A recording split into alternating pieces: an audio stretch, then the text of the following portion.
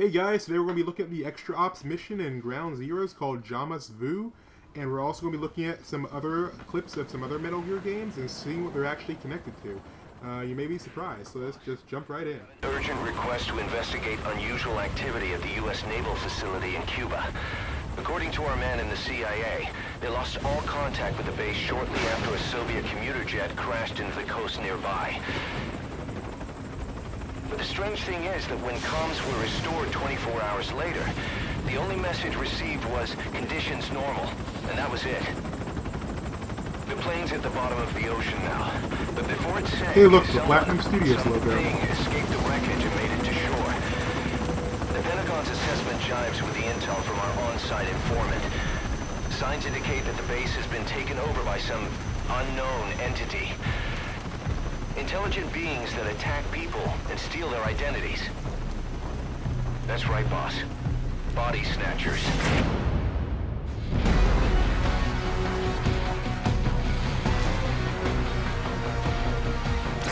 The mission we've been given is to exterminate any and all snatchers occupying the site. Now I know what you're thinking. Legendary hero or not, these things aren't exactly your jurisdiction. But we've got a secret weapon. A man from another world. A dark, distant future. A man made into a war machine with no human body for those bastards to snatch. As payment, all we need to do is hand over the XOF badges you've gathered on your missions.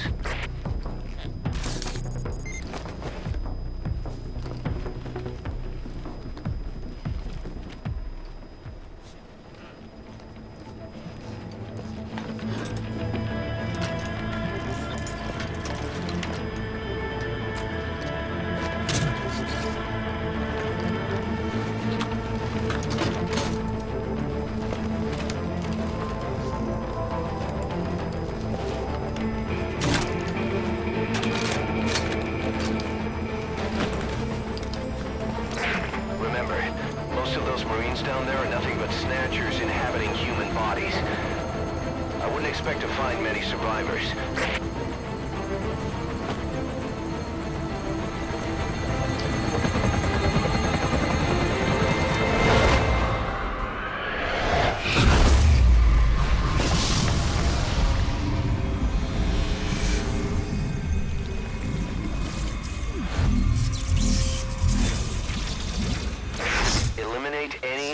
Snatchers occupying the Cuban naval base and prison camp.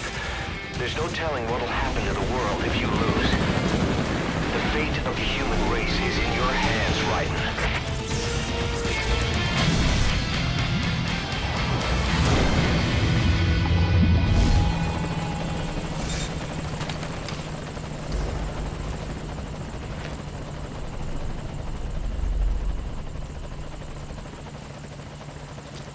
Now, if this were any other game series, people would probably be surprised, confused, or just plain weirded out by the fact that they even use the word body snatchers.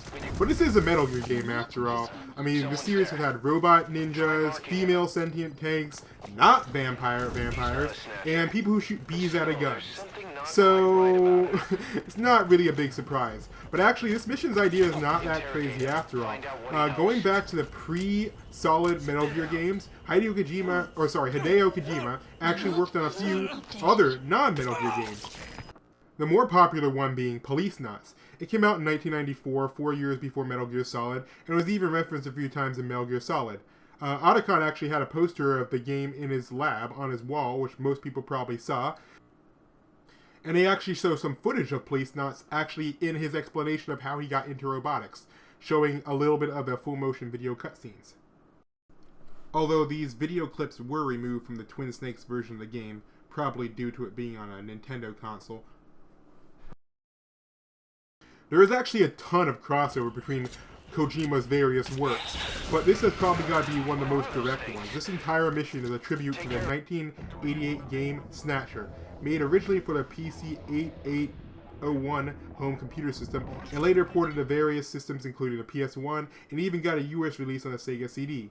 But good luck picking one of those up, the prices are pretty high.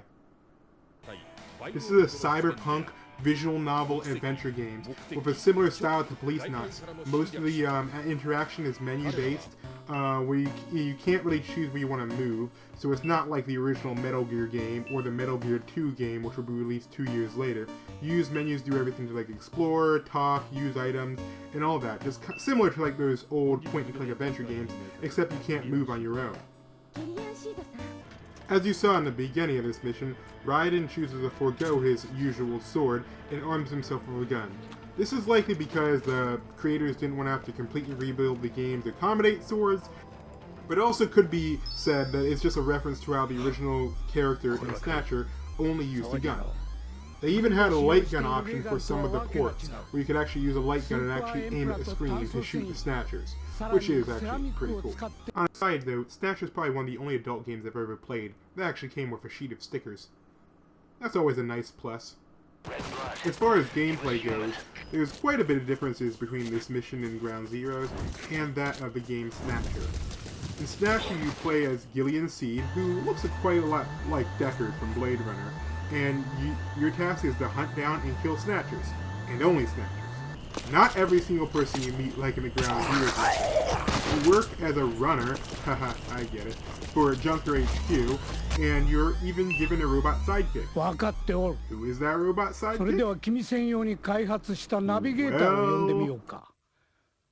Oi, Metal Gear.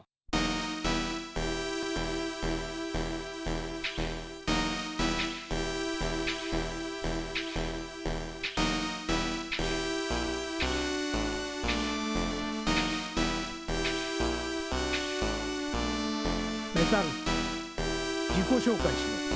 はい。ギリアン、はじめまして。あなたのサポートを務めます。メタルギアマーク2です。よろしく。メタルギアか。Yep, that's right, Metal Gear Mark II. Now, where have we heard that name before?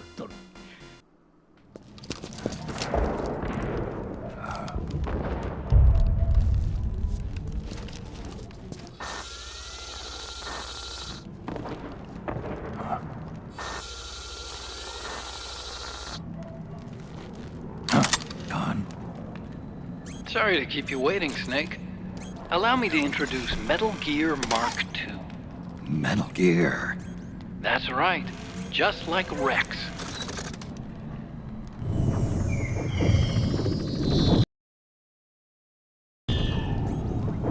But this gear's not a weapon. It's a remote mobile terminal designed to provide you with operational support.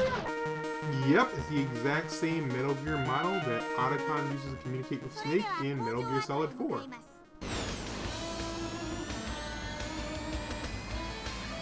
The rest of the mission is pretty interesting, although they start losing some Snatcher references as they go on. For instance, one kind of thing they pretty much missed was as soon as you kill the first guy, they make a comment on how his blood is red. In the actual Snatcher game, all the Snatchers have red blood, so that's not really a giveaway. There are a few other things too, but it's still nice they actually even bothered to add this into the game. Although all you really get is just a few little story blips at the beginning and end that tie it into the franchise, and then it's just basically the concept and name Snatcher that's used. They don't go too much into detail into the connection of the Snatcher, which is kind of a shame. But overall, it's a pretty cool mission. You get some nice fights and stuff, and it's pretty action-oriented, which is always fun. And also, any kills you get in this does not actually count towards your kill count, which is really nice too. So you can go out and go wild, not have to worry about the actual messing up your stats. So yeah, overall, it's a pretty fun mission. I feel they could have done more, but yeah, I hope you guys enjoyed this video. Again, it went almost as much into Metal Gear Solid 4 than it did Ground Zeroes, but yeah, it's pretty interesting. If you want to see more videos like this about me finding the connections, just let me know in the comments. Otherwise, I'll see you in next week's Metal Gear Month video, which will be completely different. Alright, see you guys later. Bye. Alright, hey guys, today I'm going to be showing you how to automatically switch your Pebble watch face, or just like launch apps based on the time of day, day of week, or whatever.